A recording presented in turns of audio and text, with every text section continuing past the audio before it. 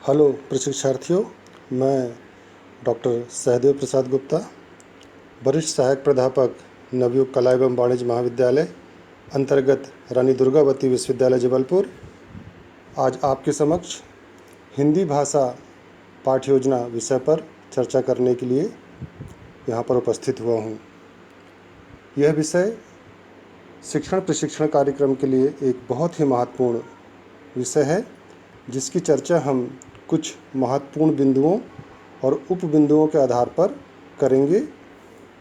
सर्वप्रथम आइए हम पाठ्य योजना का अर्थ जानते हैं। सामान्य भाषा में शिक्षण के पूर्व शिक्षक द्वारा व्यवस्थित एवं क्रमबद्ध रूप से शिक्षण कार्य हेतु की गई तैयारी को हम सामान्य भाषा में पाठ्य योजना कहते हैं।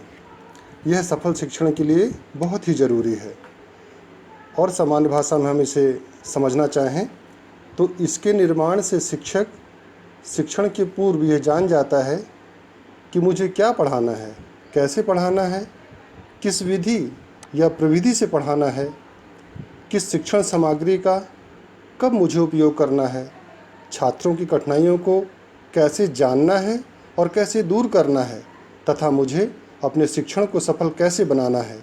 इन सभी प्रश्नों का उत्तर क्योंकि पाठ्य योजना से एक प्रशिक्षार्थी को, एक शिक्षक को प्राप्त होता है, इसलिए यह एक बहुत ही महत्वपूर्ण विषय है।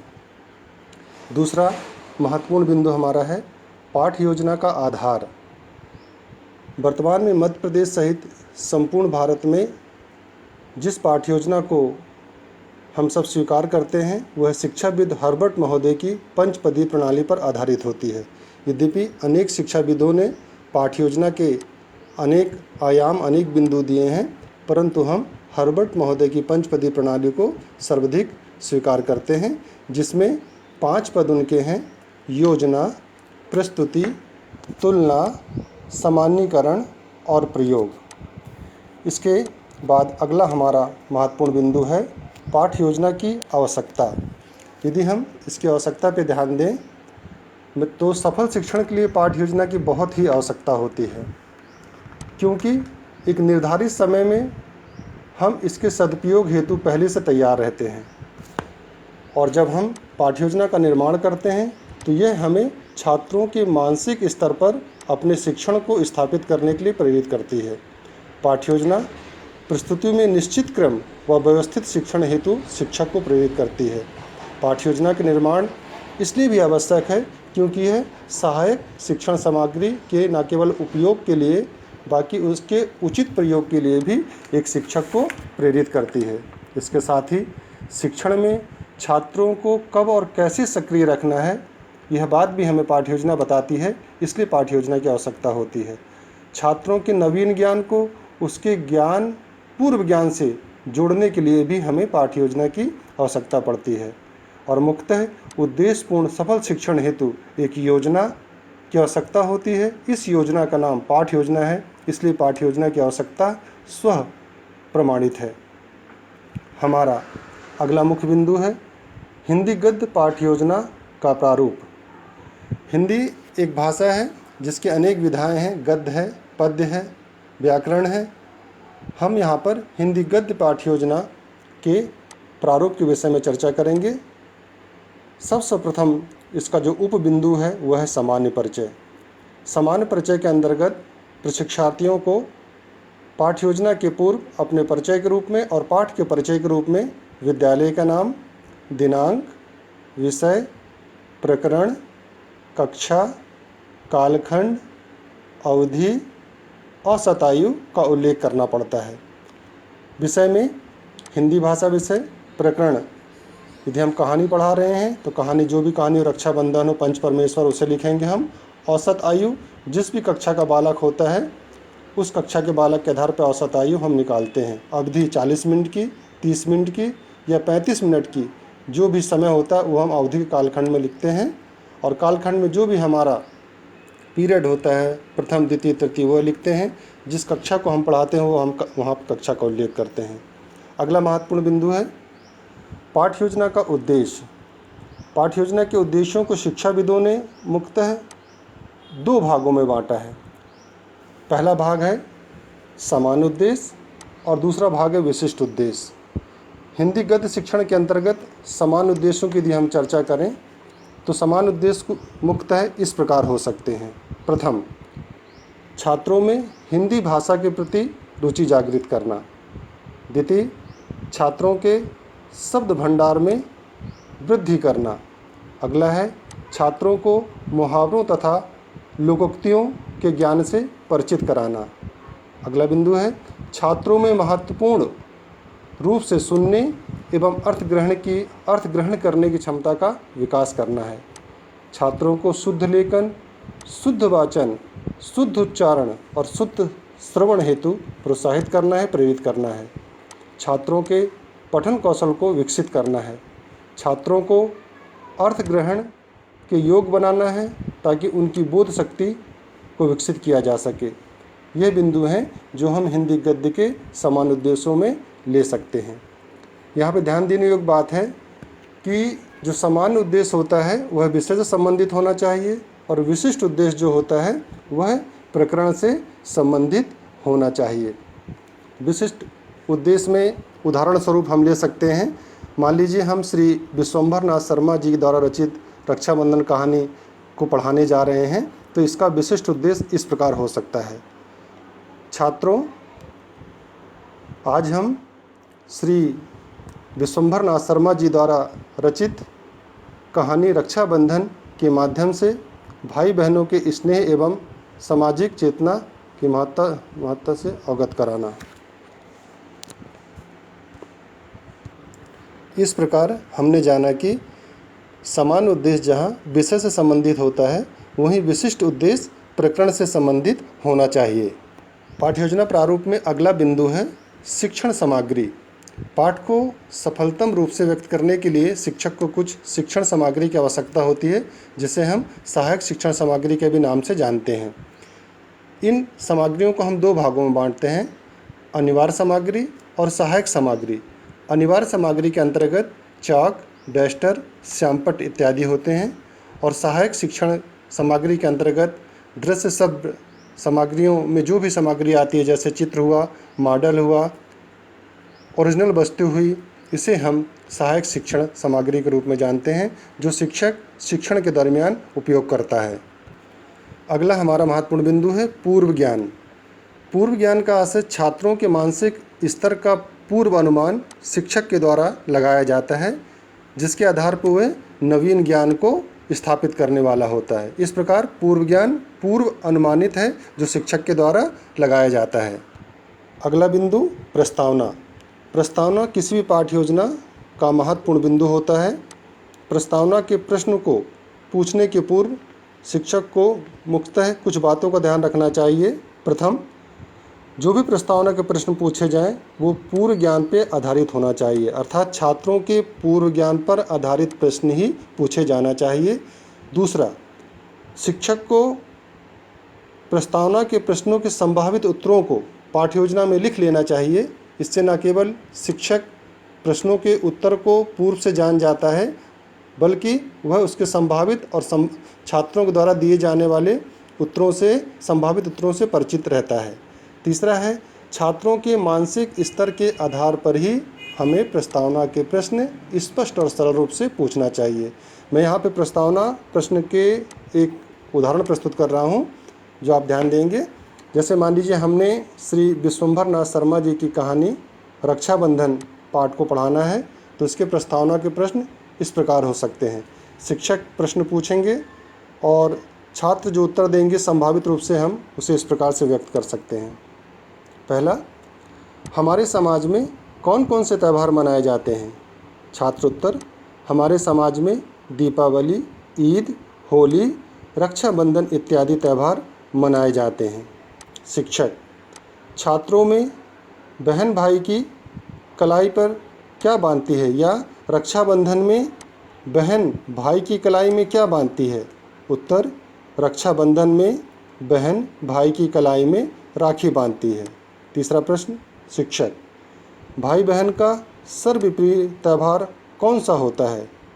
उत्तर, भाई बहन का सर्वप्रिय त्यौहार रक्षाबंधन होता है।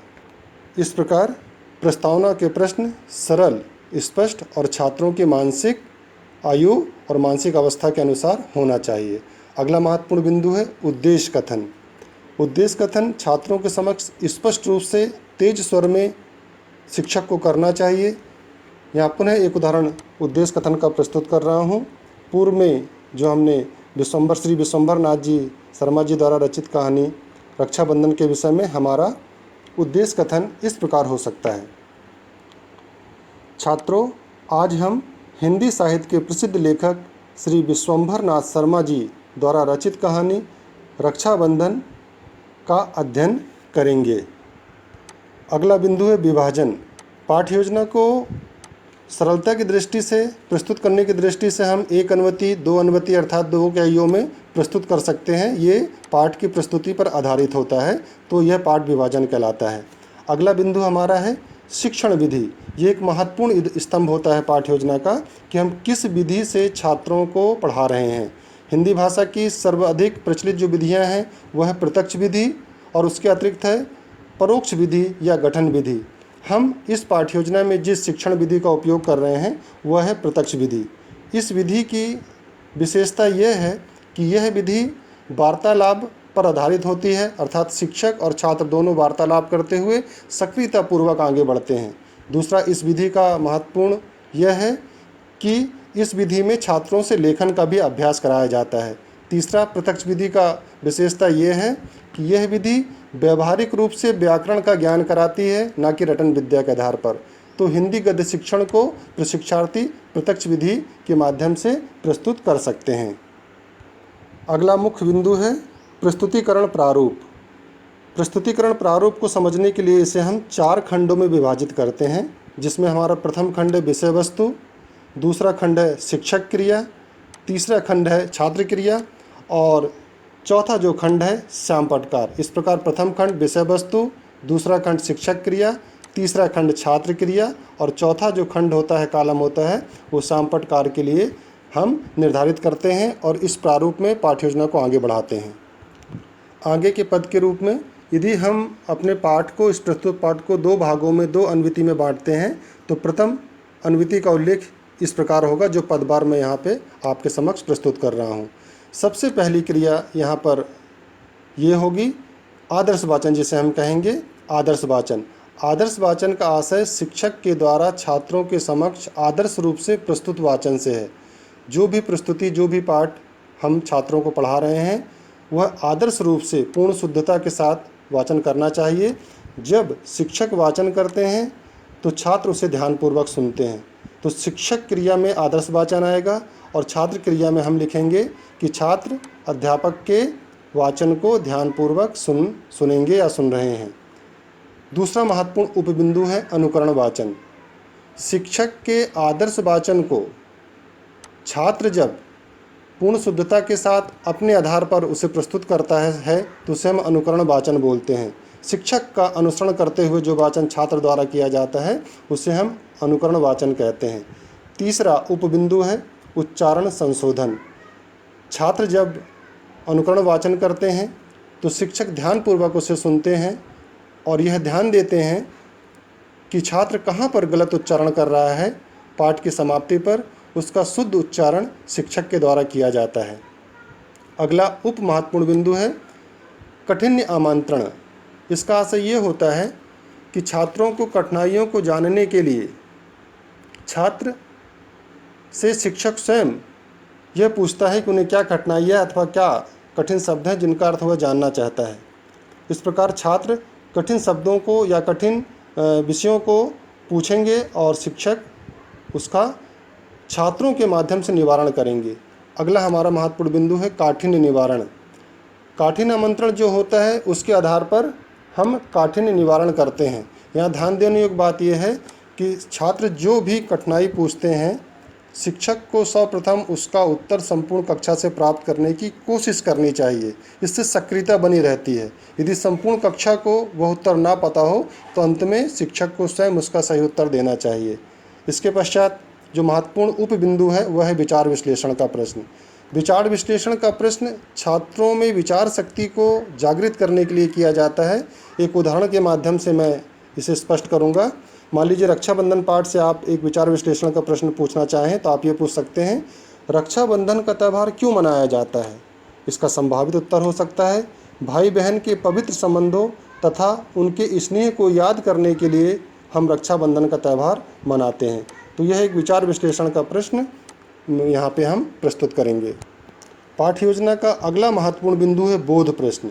यह पाठ्य योजना की आत्मा कहलाती है और यह इस बात को निर्भर करती है कि हम अपने शिक्षण में कितना सफल हुए। बोध प्रश्न के संबंध में महत्वपूर्ण बात यह है कि बोध प्रश्न जब छात्रों से शिक्षक पूछता है तो उसके सही उत्तर को शिक्षक को स्वीकार करना चाहिए और श्यामपट्ट पर इसके उत्तर को लिखना चाहिए, और जब यह उत्तर श्यामपट्ट पर लिखा जाता है तब तक अन्य छात्रों से इसके उत्तर को दोहराना चाहिए। उदाहरण के लिए मैं यहाँ पर कुछ बोध प्रश्नों को प्रस्तुत कर रहा हूँ जो रक्षाबंधन पाठ में हो सकते हैं। पहला प्रश्न, रक्षाबंधन किस मास में मनाया जाता है? उत्तर है, रक्षाबंधन श्रवण मास में मनाया जाता है। दूसरा प्रश्न हो सकता है, बहनें किसे राखी बांध रही थीं? उत्तर है, बहनें भाइयों को राखी बांध रही थीं। तीसरा प्रश्न पाठ के अनुसार हो सकता है, रक्षाबंधन पाठ के लेखक कौन हैं? इसका उत्तर है, रक्षाबंधन पाठ के लेखक श्री विश्वंभर नाथ शर्मा जी हैं। चौथा प्रश्न पाठ के अनुसार हो सकता है, भाई बहन के पवित्र स्नेह का त्यौहार कौन सा है? उत्तर होगा, भाई बहन के पवित्र स्नेह का त्यौहार रक्षाबंधन होता है। अगला प्रश्न हो सकता है, रक्षाबंधन त्यौहार में भाई किसकी रक्षा का वचन लेता है? उत्तर इसका होगा, रक्षाबंधन के त्यौहार में भाई बहन की रक्षा का वचन लेता है। इस प्रकार सही प्राप्त उत्तर को शिक्षक को छात्रों के माध्यम से पूछना चाहिए और सही उत्तरों को श्यामपट्ट पर लिखना चाहिए। इस प्रकार पाठ्य योजना की प्रथम अनुवृत्ति समाप्त होती है। अगला महत्वपूर्ण बिंदु है द्वितीय अनुवृत्ति। पूर्व अनुसार सभी पदों को लेते हुए आदर्श वाचन, अनुकरण वाचन, उच्चारण संशोधन, कठिन आमंत्रण, कठिन निवारण, विचार विश्लेषण प्रश्न, बोध प्रश्न, इस आधार पर हम द्वितीय अनुवृत्ति को भी ठीक इसी प्रकार से पूर्ण करते हैं। पाठ्य योजना का अगला मुख्य बिंदु है पुनरावृत्ति प्रश्न। दोनों अनुवृत्तियों इकाइयों की समाप्ति पर कुछ प्रश्न, 4 प्रश्न या 5 प्रश्न पुनरावृत्ति के यहाँ पे पूछे जा सकते हैं। जैसे पूर्व में हम कुछ अनुमतियों से ले सकते हैं कि रक्षाबंधन त्यौहार में भाई किसकी रक्षा का वचन लेते हैं। इस प्रकार के प्रश्न हम छात्रों के से पुनरावृत्ति के रूप में पूछ सकते हैं। अगला महत्वपूर्ण बिंदु है प्रयोग कार्य। पाठ्य योजना में प्रयोग कार्य को 2 भागों में बांटा गया है। पहला है कक्षा कार्य जो छात्रों के मूल्यांकन हेतु होता है, और दूसरा है गृह कार्य, ये छात्रों के अभ्यास हेतु होता है। प्रशिक्षण में कक्षा कार्यों को लपेट श्यामपट्ट पर लिख के ले जाया जा सकता है। इन प्रश्नों में लघु उत्तरीय प्रश्न समाहित किए जाते हैं जिसमें सही, जोड़ी, सही गलत, खाली स्थान के प्रश्नों को उपयोग करते हैं। उदाहरण के लिए कुछ प्रश्न इस प्रकार से हो सकते हैं, सही गलत बताइए। पहला, रक्षाबंधन पाठ के लेखक श्री मुंशी प्रेमचंद जी हैं, उत्तर इसका गलत होगा। दूसरा, रक्षाबंधन कार्तिक मास में मनाया जाता है, इसका उत्तर गलत होगा। तीसरा, रक्षाबंधन भाई बहनों का प्रिय त्यौहार होता है, यह उत्तर सही है। चौथा, रक्षाबंधन में भाई बहन की रक्षा का वचन लेता है, यह भी सही है। पाँचवा, हमें बहनों का सम्मान करना चाहिए, इसका उत्तर भी सत्य है और यह छात्रों के सहयोग से ही पूरा किया जाना चाहिए। गृह कार्य के रूप में हम दे सकते हैं कि आप रक्षाबंधन में क्या क्या करते हैं लिख के लाइए। इस प्रकार छात्र इसे लिख करके लेके आएंगे। इस प्रयोग कार्य के साथ हमारा पाठ्य योजना पूर्ण होता है और अंत में बाएं तरफ, लेफ्ट तरफ हम विषय शिक्षक अथवा पर्यवेक्षक के हस्ताक्षर का उल्लेख करते हैं और दाहिनी तरफ, राइट तरफ प्रशिक्षार्थी के नाम का और हस्ताक्षर का उल्लेख करते हैं। इस प्रकार से हमारी हिंदी गद्य पाठ्य योजना यहाँ पर पूर्ण होती है। अगले वीडियो में एक नए विषय के साथ आपसे पुनः मुलाकात होगी। जय हिंद।